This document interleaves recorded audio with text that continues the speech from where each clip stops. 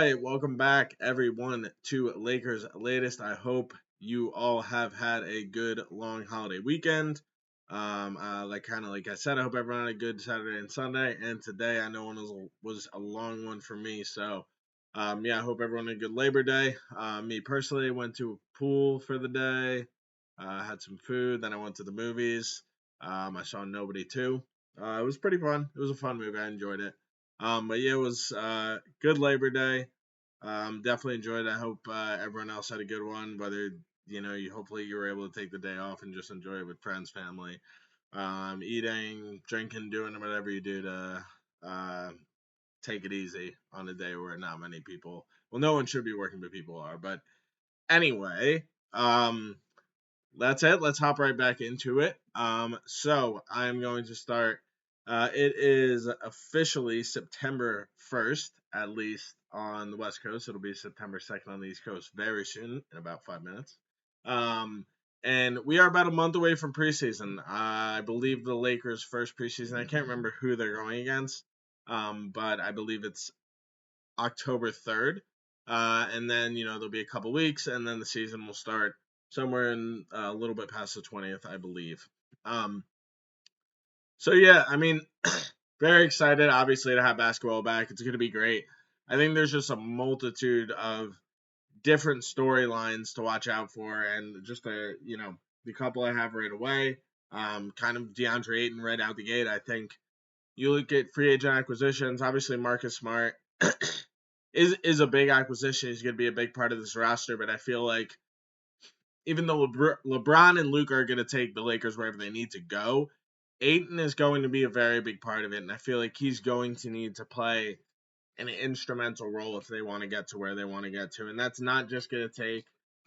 Obviously, he's a skilled offensive player. He's good in the post, underrated passer, decent rebounder.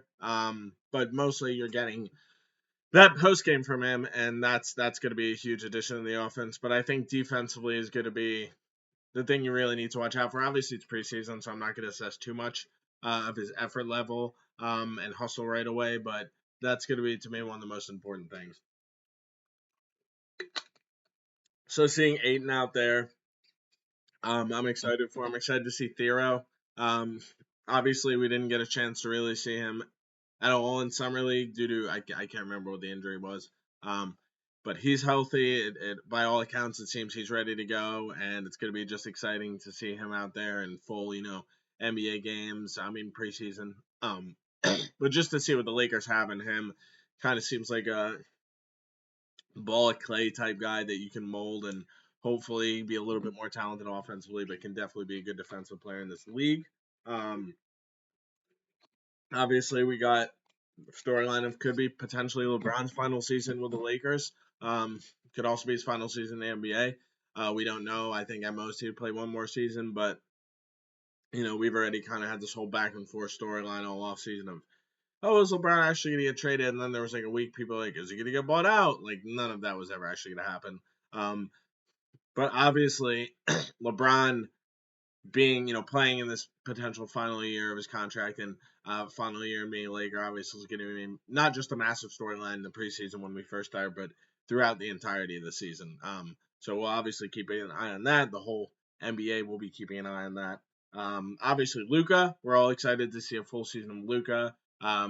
He was awesome last year. We love seeing him. At the same time, he was thrown into this crazy, wild trade that no one really anticipated or expected. So now that he kind of has a full off season, we've heard all the stuff. I was in great shape. He's playing great in the European Championship or whatever it is. I forget what it is, but he's been playing great. He looks great, and obviously the hope is that the best is yet to come from Luka, and he comes out with his best season yet. So we obviously can't wait to see that. Austin Reeves, I'm really excited to see how he kind of transition into whatever role they give him, whether that's say, hey, you're going to come off the bench, or whether it's say, hey, you're going to be the complementary piece to Luka and LeBron that can really take the edge off, take the ball out of their hands sometimes. And when they go to the bench, maybe you're that guy, you're that lead guy if either of them or both of them are on the bench.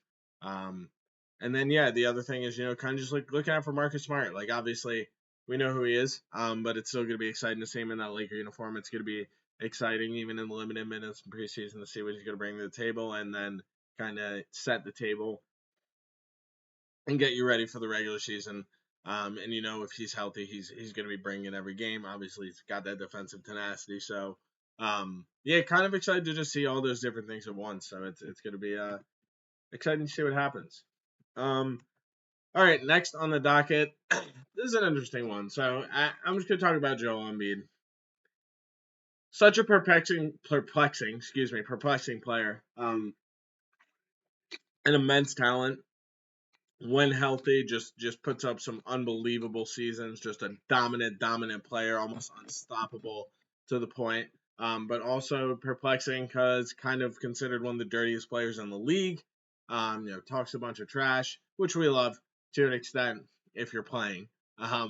But yeah, he's obviously an immense talent, but obviously a guy who also has huge knee, back issues. But you look and I'm not saying this should go for him. I'm just saying, like, hypothetically, if you could get a healthy version of Embiid to play with Luka Doncic, I mean, that would be outrageous. And again, you have to preface it with healthy because the guy's just barely ever healthy. But when he is, we've obviously seen dominance the likes of very other big men have ever done in this league.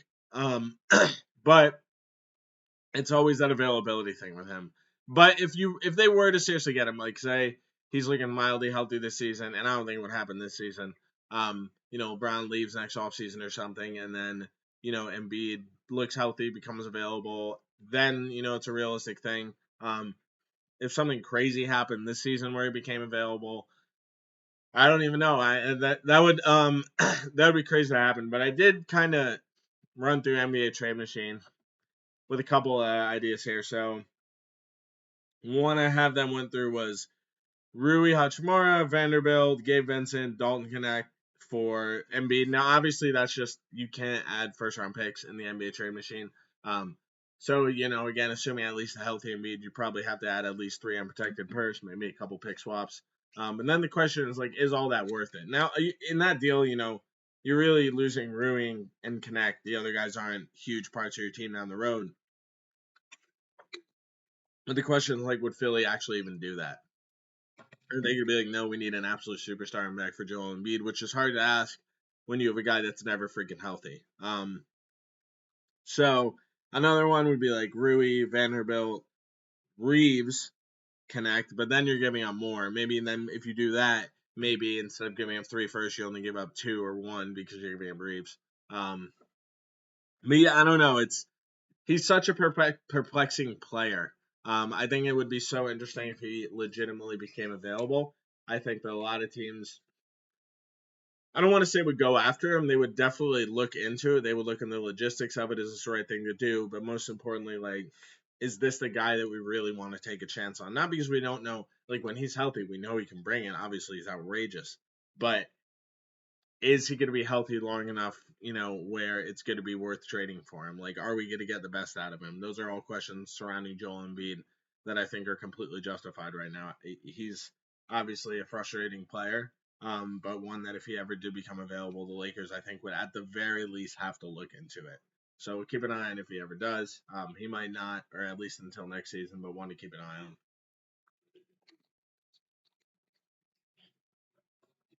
All right, next. All right, next we have Pau Gasol. Pau was interviewed, and he was kind of just talking about last year, the whole Luka trade. I think he said we were all thrilled and excited, but also shocked that it happened. Which I think speaks to a lot of the Lakers fans. Obviously, we're all thrilled and excited when it happened, but we're also shocked. I think the entirety of the NBA world was shocked. I'm not sure if there's ever been a trade where the entirety of the NBA world has been more shocked than that one specifically. So yeah, I think shocked is definitely a correct adjective to describe it. But yeah, he kind of said, thrilled. We can't wait. We're really excited in year 2 to see what happens. And we're all really excited. We know the future. He's going to be here a while. And I don't know if Pau and Luke have a relationship. Obviously, different countries, but both European players. And Pau, obviously a Lakers legend. Great friends with Kobe. Still a huge part of their family, huge part of the Lakers family. So anytime you can get an endorsement from Pau, that's something that is always going to be great. Obviously, like I said, two European players. They're Paul Pau. Generally is going to have an affinity for European players, but I mean, who doesn't when it's Luka Doncic? So, it's good to see Pau still, involved, still talking about the Lakers, still being part of that, and also just speaking so highly of Luka, which I feel like a lot of the Lakers brass and a lot of the media and people feel the same way, especially how much he's tackled the offseason. He seems like he's really putting the work to get in tip top shape and be ready to go for the season. So shout out Pau, Laker legend. And yeah, really, really, I think we're all really excited to see Luka in year two. First full year. I say year two with the Lakers technically, but first full year where he's had a full off season and everything get into it. So yeah, we're all excited. Shout out Pau. And then yeah, final tidbit. This was just fun.